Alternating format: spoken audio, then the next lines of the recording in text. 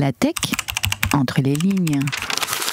Dans cet épisode de la tech entre les lignes, Louis, tu reviens sur un article qui avait provoqué un petit scandale au moment de sa sortie.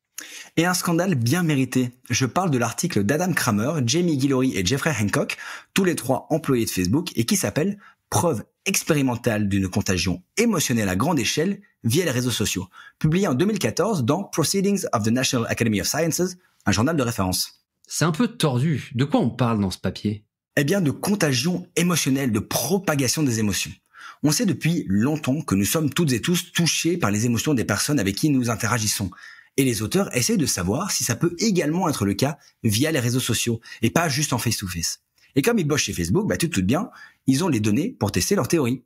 Ici, le test est simple.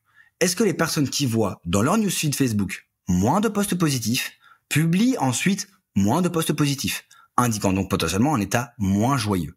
Et inversement, est-ce que les personnes qui voient moins de posts négatifs publient ensuite moins de posts négatifs, indiquant alors un état d'esprit moins triste, moins négatif? Ok, je comprends la logique, mais comment est-ce qu'ils vont faire ça ? Pendant une semaine, début janvier 2012, ils vont analyser les posts de près de 700 000 personnes. Oui, j'ai bien dit 700 000.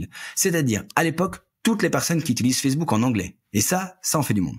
Ensuite, ils vont utiliser une sorte de dictionnaire de référence, le Linguistic Inquiry and Word Count Software, pour savoir si les mots utilisés reflètent des pensées positives ou négatives.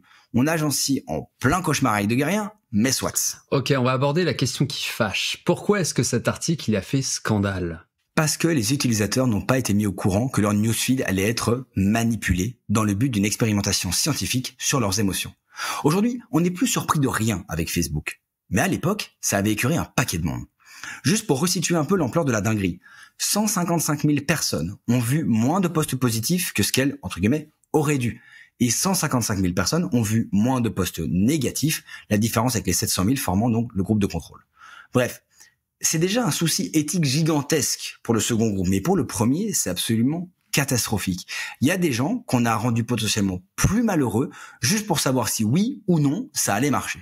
Tu te doutes bien, ça a provoqué un tollé. Et comment est-ce que Facebook a réagi à ça ?